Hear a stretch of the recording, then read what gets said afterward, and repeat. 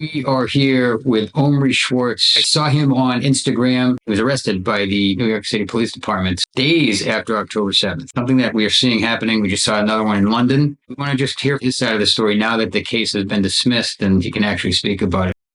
You're listening to the TRIBECAST at tribejournal.org. Omri, thanks for joining us. Wish I didn't have to under these circumstances. Yeah, it's crazy times. So tell us about what happened. Friday, October 13th. So just a little under a week from October 7th. There was going to be a rally at Baruch College, which is in Midtown Manhattan in the 20s, right next to where I work, probably around 5 o'clock. And so around 1, I said, no problem. I'll go hang up some flyers because I have to go pick up my son from pre-K. I wasn't actually going to do anything, but then I started hearing them chanting all kinds of things I wasn't used to hearing up to that point. Things like burn the Jews, it's time for Israel to go. So I figured I'd go in, take some pictures, some video. People always said it's New York, nothing's ever going to happen in New York. And actually that day, the mayor, we are not all right when we see young girls pulled from their home and dragged through the streets. We are not all right when we see grandmothers being pulled away from their homes and children shot in front of their families. That was a really powerful speech. I remember watching that, getting a little bit excited that the United States was standing strong with Israel. We are not all right when right here in the city of New York, you have those who celebrate at the same time when the devastation is taking place in our city. That was then, this is now, but I remember that speech vividly. Yeah. Israel has a right to defend himself, and that's the right that we know. Your fight is our fight. very well written. I judge people based on their actions. And like we said, 2 hours after the speech, I started taking pictures, trying to take a video. All of a sudden, there's a hand in front of my screen. Somebody's trying to hit my other hand. Somebody punches me from the back. Yeah, no, I'm pissed.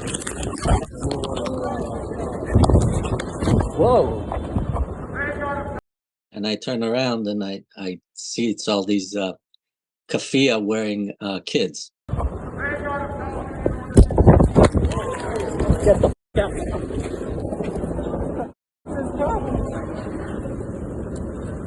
I'm just taking pictures. I'm just taking pictures. I know. I'm not fighting. I'm not fighting. Leave me alone. I'm not fighting. I'm not fighting you. What the hell's your problem? They're killing kids. Yeah, you want? Take a picture of this. I feel somebody grab my arm, tried to break it from behind, tore up my jacket. The first second I thought it was the crowd, to be honest with you. I didn't realize it was actually the cops. And they literally bent me, arched me back, tried to get me to the ground, tried to drag me. And then all of a sudden they let go. And I realized that they let go because the press who were there swarmed the cops and were asking what happened. Yeah, you want? Take a picture of this, please. They're not human. They're not human. They're not human. Do you hear me? They're not human. They're raping people. Are you okay with what they're doing? Why are you pushing me away? The hell's wrong with you people? They're not human. They're evil. Don't you get that? This isn't about land. It's about killing people. Fucking shame on you. That's where you'll see the video on Instagram, the one viral. You'll see that's where that video starts. I don't understand these people. They can't even debate. Why'd you come out here today? I just came out like I do every day now. I'm letting people know. Look how many people. Look how many people we have. And as I was walking out, as I was explaining what happened, the cops came in. I don't know how many were, 3, 4, 5 of them behind me, and attacked me again for a second time. All right, so you're going. Look, you see, just so you Put your hands see. behind your back. Just so you see, the cops are just... You're coming in with us. Okay, I'm not doing anything. Don't resist. Wait, my phone. Just my Okay, phone. so don't resist. Don't resist. I'm not resisting. I'm just Okay, getting my put your hand phone. behind your back. I'll give you your phone, okay? Will? I'll give you your phone, sure. Okay. Put your hand behind your back. My phone had dropped to the ground. And the only thing that's going through my mind at this point in time is how am I going to get word to my wife that I can't pick up our son? I wanted to get word to her to just go pick up my son. Apparently, I didn't realize this. I have no rights. That's what was explained to me. Also, the cops explained to me I don't have a right to make a phone call. I don't have a right to anything, really. They're hitting me. Why are they doing that? I am relaxed. I thought you were my friend. You put me in handcuffs. What's wrong with you? Quote in the movies, you have the right to remain silent. If you did they read your rights? Miranda rights. Apparently, from what they were explaining to me, it doesn't hold water in New York City, in New York State. Okay, that'll have to be an episode for another time, I guess. Honestly, I'm no legal maven, but I've seen enough of these shows to know that at least the minimum I'm allowed to do something is make a phone call. At least let somebody know. Right. But the cops didn't care, obviously, and I heard them laughing about everything in the back while I was. Mhm. They took me from one car, they put me in a different one. They switched their cop cars around a few times. They took me from one precinct, then they booked me in a different precinct. The whole time I was thinking to myself that they're trying to hide me. Maybe it's like an abduction kind of a scenario. And then, but when I finally got to the last precinct where they were holding me, I heard them laughing at me in the back, and I just grabbed one You of the were in the cops' prison cell at that point, yeah? room. It's like maybe like a few feet by a few feet, and they have somebody walking by to make sure you don't try to kill yourself or something every once in a while. Yeah. But I was asking the cops if they at least saw what happened in Israel on the Saturday before, on October 7th. And the cops, they were smiling and they said, you people and the press like to blow things out of proportion. So right there, I said, you know what? I know exactly why I'm here right now. You don't have to hide it. Be honest about it. I'm not going to say a word. I'm just going to sit here. And once I'm out, I'm out. But I understand exactly why I'm here now. And it had nothing to do, they just don't like us. That's the honest feeling that I had. And based on what they said also, I think it was a horrifying situation. For people like me who served also in the military and whatnot, being surrounded by 70 kafia wearing hate mongers or whatever you want to call them. Which military did you serve in? In the IDF. In the idea. So you're from Israel. Yeah, I grew up on Kibbutz Kfar Blum, just like you see in the video over there. And where is that specifically?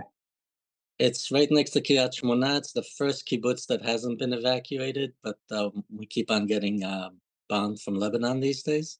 You're there in New York City, and your old hometown is under attack. You can run, but you can't hide, apparently. Well, I actually didn't even hide. I went there the other week to help out and whatnot, and that was the biggest barrage that we got when I got there. We saw that. And actually, I feel so much safer there than I do here. Even with all the Bombs, rockets coming down. yeah. Yeah, that's. I mean, the chances of one of them falling on your head, are very slim.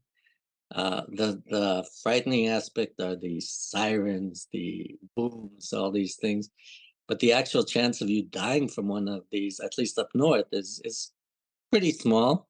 Walk us through the court case proceedings. Well, we didn't know even the day of. We didn't know what the charges were. Um, I found one lawyer. He was phenomenal. He actually finally, after calling, I don't know, maybe 10, 15 different law firms, and he heard what happened. He said, no, don't worry. You just pay me a small fee just for the filing fee, stuff like that. But if I have to go there every day and argue your case for 6 years and have to spend there 4 hours a day, you don't owe me a penny after that. We go into the criminal court building, called up the charges. Again, this is a 4-page document. My lawyer quickly just raises his hand and he says, look, Judge, regardless of whatever's written there, there's an issue. There's a really serious issue here with how this case has been conducted. Look at the charges, look at what they ticked off, look at what they wrote. Nothing here is making sense. The judge looks at it, looks at me, looks at the lawyer, looks back down. Then he makes this kind of a face. He says, you know what? You're absolutely right. Nothing here is right. And he looks at me and says, just go home. This is dismissed. You've been through enough. And that was the last time that I sat in court, at least. 6 Yeah. days after the most gruesome attack on the Jewish people since the Holocaust, there you are going to pick up your kid from school, and protesters are there early. They attack you, and then the police arrest you. They take you around from precinct to precinct. What do you make of all this? Well, it was very difficult for me to even close my eyes for a long time. A lot of things that I've seen in the past that I thought I put behind me kind of started simmering again. So first thing first, I just wanted to be able to function pretty much.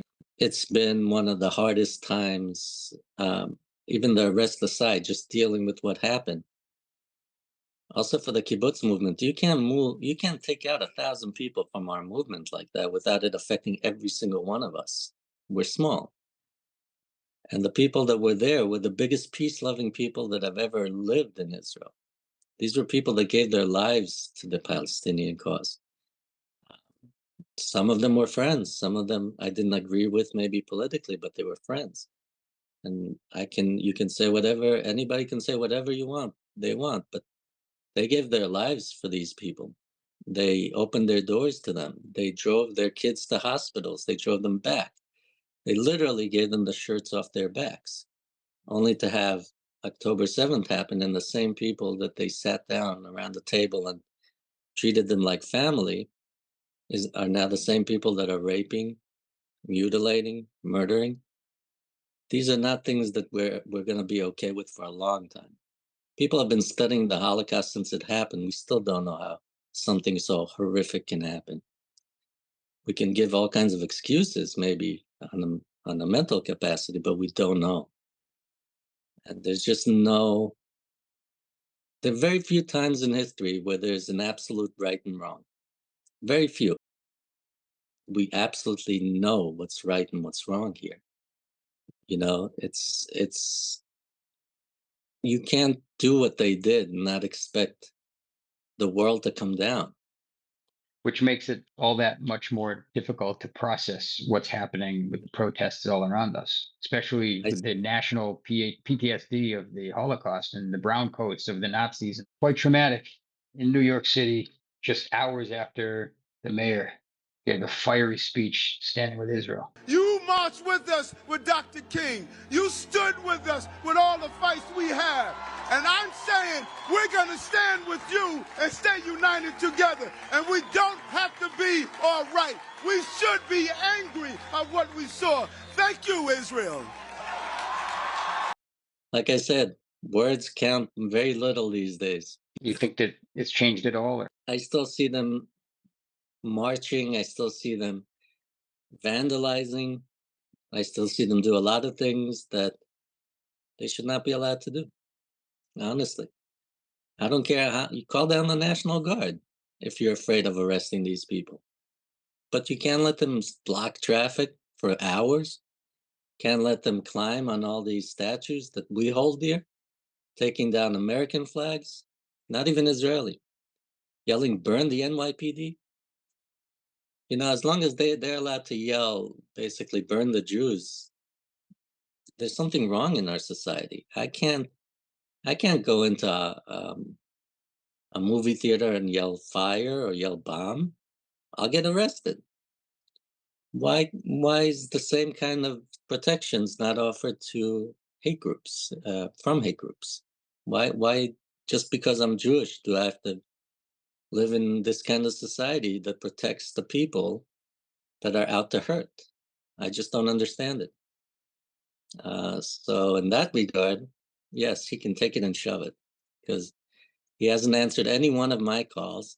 I know about 100 people left him calls, messages. When this went viral, I got email after email saying that people sent an email, left a message.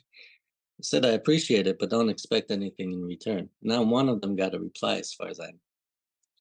So I judge people by their actions.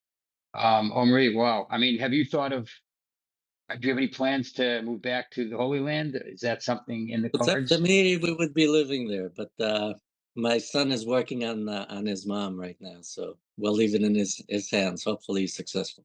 Omri, we support you and we wish you a refuah shlema, a complete recovery with your surgery. And also you and your family should have that peace in the home, inner peace, and peace outside of the home as well. Thank you for your service in the IDF, defending the Jewish people and the Holy Land. And also the door is open and the light is on. Did your son successfully convince your wife?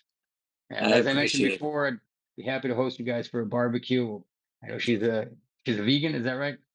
Yeah, well, nobody's perfect, don't worry. You know, in Israel, they have a lot of actually alternative meat options here. High tech, incredible high tech industry over here. They've definitely pulled together some pretty close to meat tasting non-meat Okay. products. So, No worries. I appreciate it though. okay, Thank my you friend. so much. God bless. All the Okay. best. Be well. Take care. At Tribe Journal, we tell the untold. You can find more great content like this at tribejournal.org. Thanks for being with us.